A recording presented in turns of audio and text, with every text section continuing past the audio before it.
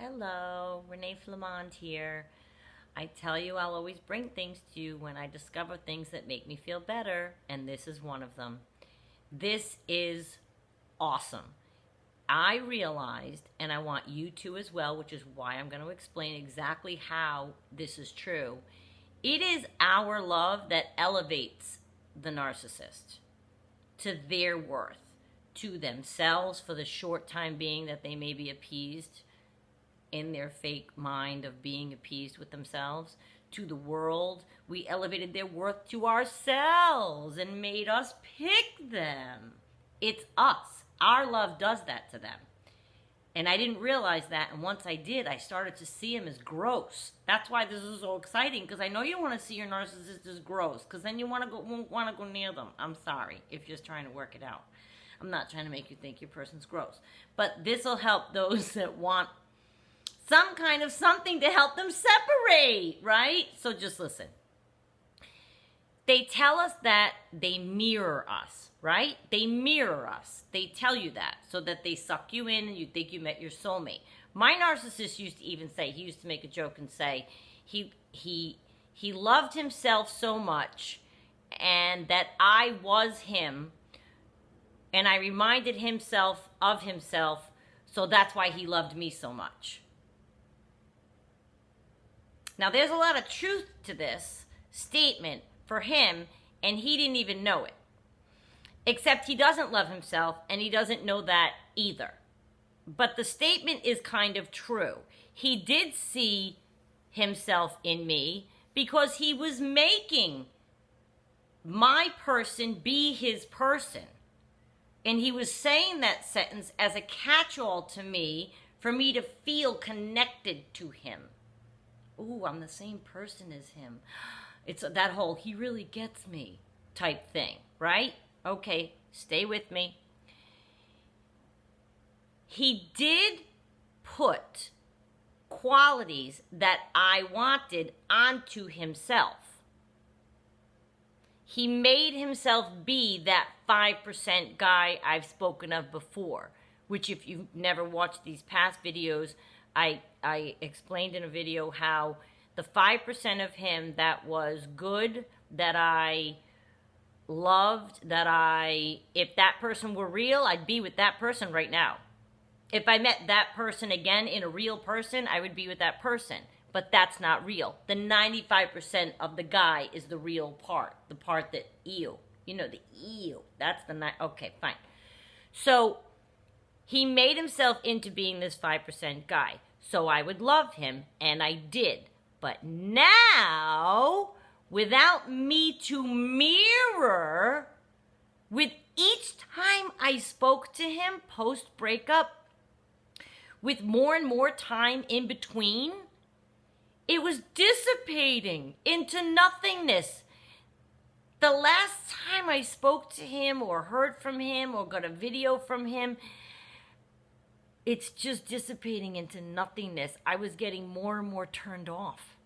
It's like the charm and the swagger and the humor and whatever it is that he did suck from me and put onto him. Whatever qualities he knew I would like that he ventured to portray, like tried to like be like. You know what I'm saying? Those were gone. I haven't been there to mirror. I haven't been there to mirror. So it was like he was losing the qualities. Every time I would talk to him, or he would be a FaceTimer a lot post-breakup because we weren't around each other. He'd be like, oh, I just want to say hi, and I would answer. And it was just every single time I was like, ugh. Okay.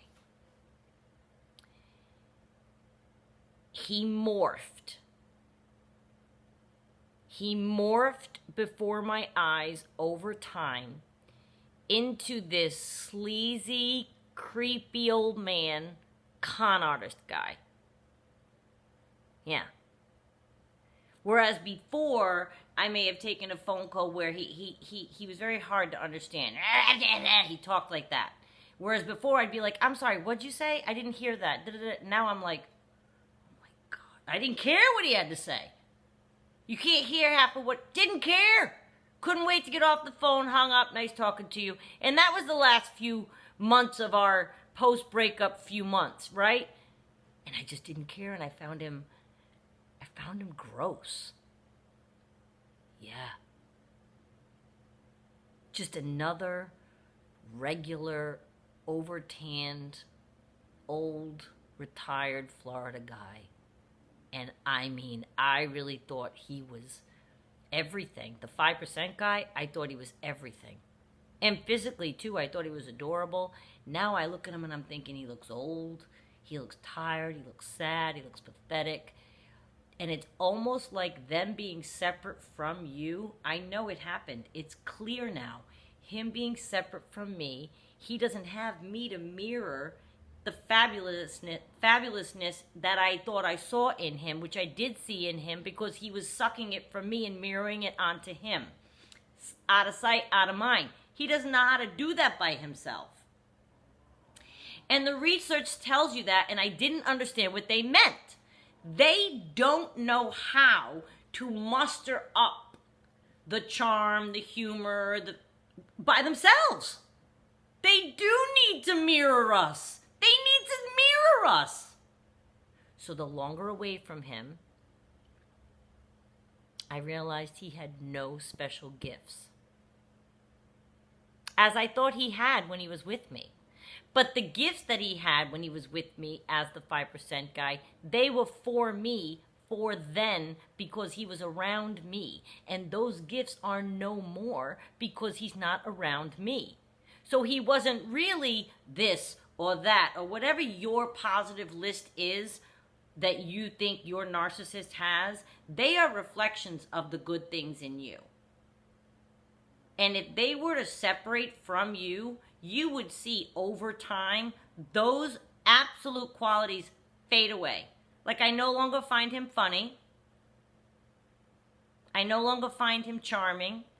I no longer believed anything he said. I just listened and let it dissipate at the end there, and just would listen, and then one day just cut it off, and that was it. I didn't tell him I was going to cut it off. I just stopped taking any kind of communication. But I was the one who put those gifts upon him and saw them even though they were never there. I did that. I put them on him because he sucked from me. I imagined I saw them because he was behaving like that, but they were never there. So they separate from me, and now he does that. Now I just see him honestly as lower, lesser than, flat out not good enough. And I never think that way, not about anybody. I don't think that way. We are all equal, and any human is good enough for another human. That's it. Period. End of story. However, once it's revealed to you that someone actually is lesser than in terms of moral code, virtues, how they treat others, then I'm sorry, but you are lesser than. I'm sorry. You don't hold up. You are no longer worthy. You don't make the cut. It's like a clown. I see him as a clown. I feel bad. I pitied him. It was pathetic the last time I saw or heard from him at all. It was pathetic. And I can't, this is the sentence that's fabulous when you get here. Fabulous. I can't believe I went there. That's tough. That's a tough one when you feel that way, when you're like, I can't believe I went there. He's just not looking that great in my mind anymore without me attached to him. And I don't mean physically like I'm all that in a bucket of chicken. That's not what I mean. But me attached to his persona encouraged him to behave a certain way. Yours attached to your persona encourages him or her to behave a certain way. If they know you like quiet, they'll be quiet. If they know you like funny, they'll be funny. If they know you like intellectual, they'll pretend to be intellectual even if they're not. It's them mirroring you or what they think that you like. You let them know, you talk to them, they know what you like. But without them, it makes so much sense to me now. Without them attached to you, they quite literally, there's nothing to mirror. I guess they don't have what's in them to take it forward. They imitate you. But I guess they have to be in front of you to do that, like an infant or a chimpanzee that we're training. So once out of sight, out of mind, they're not going to learn. You put a child in the middle of the woods without adults to teach it, well, God forbid.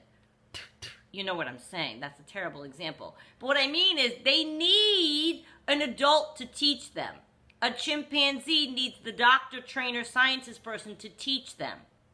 A narcissist needs us to teach them. You take this away, they can't. They can't keep it in their mind, keep it in their heart, keep it in the fiber of their being. And 6 months later, from 3 hours away, they're not going to be the same. They're not going to seem the same to you. You're not going to be charmed at all. Because you were charmed with yourself. I'm yelling. I'm fascinated by that. You were charmed with your own qualities being staring back at you. Or him taking on what he thought you liked coming back at you. With you right there telling him what those qualities needed to be. Oh yeah, I like a big, strong guy. I like someone to make me feel safe. Or I like someone who's an equal partner. Or whatever your thing is, they're going to make themselves be that person. And once you're not with them, they morph into a different person. I'm telling you, it's quite fascinating. And it was a big relief, and I couldn't wait to share it with you. Because when it happened to me, on that last time that I received something from him, and my face went, ugh. Oh my God, I guess I felt like I had slummed it for a while. Do you know what I'm saying? And again, no person is not good enough for another person. That does not mean my nose is up here. That's not what that means. That means because now I know how he's oozing of the sleaziness that was in him in order to treat me the way that he did. The sleaziness is all I see now. It oozes out of him. And yeah, no, that person's not good enough for me. I will never, no, I will never apologize for saying that. So I wanted to share this with you. I find it fascinating. And the only way you'd know is if you had time away from your narcissist. So if you're not leaving them, I just want you to know that this is on the horizon if you did. If you had time away, you would see that they are nothing like what you think. Chin up.